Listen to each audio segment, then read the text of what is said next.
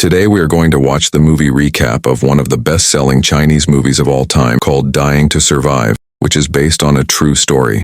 Da Yong is a small business owner of a struggling health supplement shop, barely able to pay the rent. He has an elderly father in a nursing home and his wife has divorced him, taking their child with her. However, Da Yong is very filial, taking good care of his father. He is also a good father. When his son asks for sports shoes, Da Yong hesitates due to their financial struggles but ultimately gives all the money in his wallet to his son.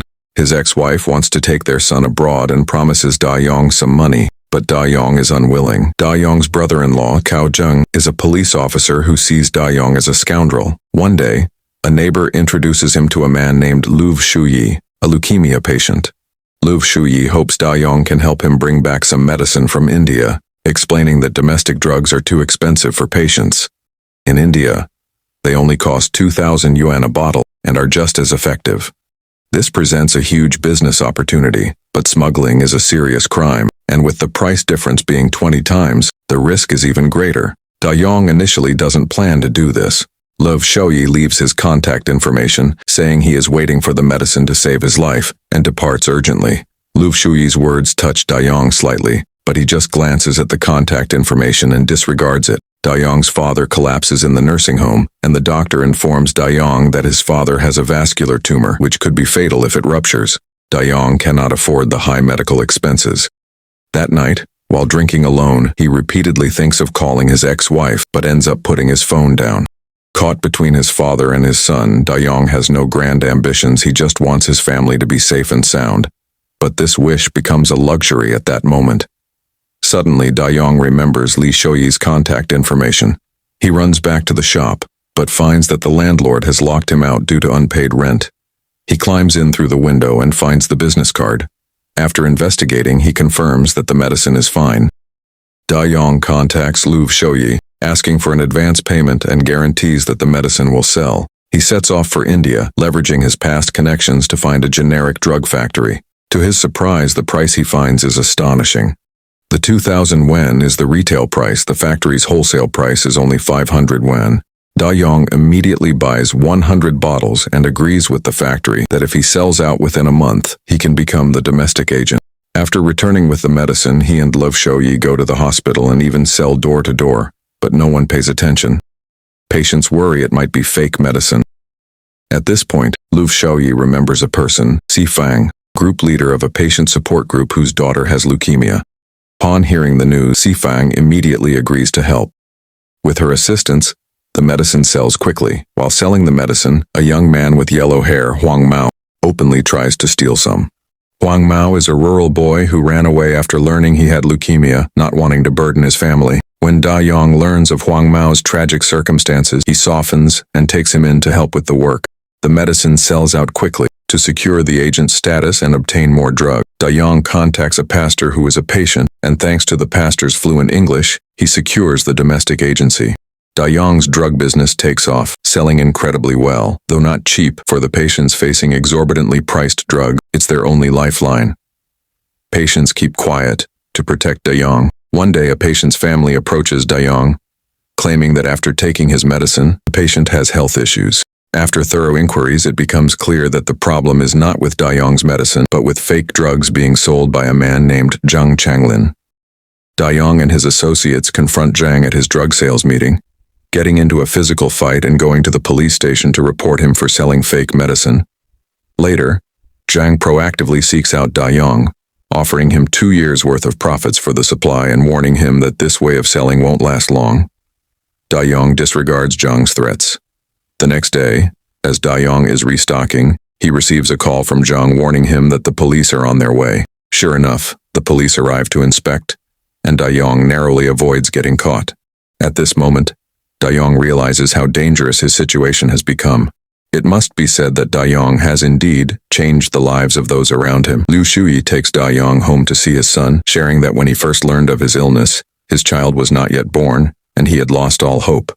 But now, he longs to hear his child call him Dad, and is deeply grateful to Da Yong for giving him medicine and hope. Unfortunately, many patients like Lu Shuyi exist in society, but few are fortunate enough to have a benefactor. On a rainy night, as they enjoy hot pot and drinks, Da Yong suddenly grows quiet, expressing gratitude for their fate, but stating that every banquet must come to an end. He announces that he will stop selling medicine starting tomorrow. In the end, Da Yong transfers his supply to Zhang Changlin, and everyone at the table falls silent. They raise a glass to Da Yong and thank him before leaving into the rain. Is Da Yong wrong? Not at all. He is just an uneducated scoundrel wanting to make money. What would happen if he got caught with an elderly father and a young son? Da Yong surely wishes it could continue this way, earning money while saving lives. But reality cannot be ignored. It cannot always have a happy ending. A year later, Da Yong becomes the owner of a textile factory.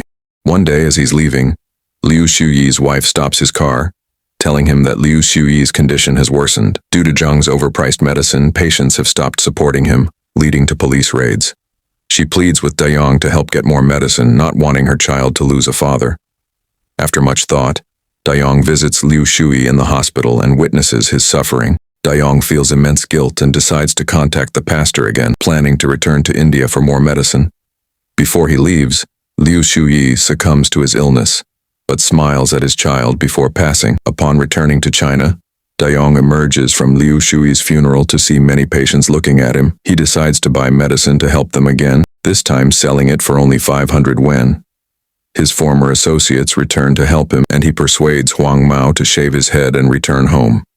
Huang Mao admits he used to look down on Da Yong, but not anymore. Meanwhile, drug dealers continually pressure the police to take action, and Chao Zhen is forced to launch an investigation. He confiscates the smuggled medicine, but not a single patient cooperates with his investigation. At this point, an elderly sick woman speaks up, pleading with Chao Zhen not to investigate the smuggled drugs any further. She explains that she spent all her savings on imported medicine over 3 years, while the smuggled drugs only cost 500 yuan. The drug dealers aren't making profits, they are saving lives. The old woman sadly says that if Da Yong is arrested, they will all die. She still wants to live. Chao Zhen approaches his superiors, hoping to halt the investigation, but is told that the law outweighs feelings and cannot be changed. The down-and-out Zhang Chunlin approaches Da Yong again, demanding 300,000 yuan as hush money, saying that illness is fundamentally a poverty issue with no cure. Not long after, Zhang is arrested again, but this time he does not betray Da Yong.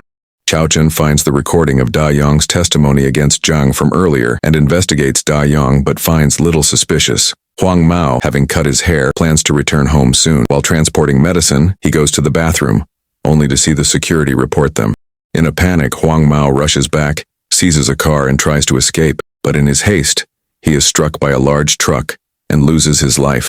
This child, who had just decided to return home, is gone forever. Da Yong is devastated, even getting into a physical altercation with Chao Zhen in the hospital. Sitting on Huang Mao's bed, he looks at the train ticket meant for home, filled with anguish.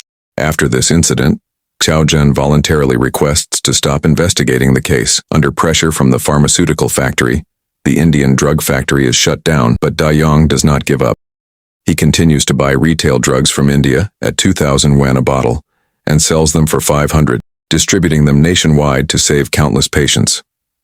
Da Yong sends his son abroad, something he once fought against, but now does so willingly, a bittersweet decision. While delivering medicine again, the police arrive. Despite this, Da Yong tries to stand against the police to let the patients escape, but it's in vain. Da Yong stands in court against the pharmaceutical factory, which seeks to severely punish him. He doesn't defend himself much, simply acknowledging his guilt and accepting the sentence, saying, "I am guilty. I plead guilty." But looking at the patients, he feels immense sadness, knowing they cannot afford the exorbitant drugs and are left to wait for death. He hopes for the day when things will improve to come soon. We all wish for a miracle in Da Yong's sentencing, but it doesn't happen.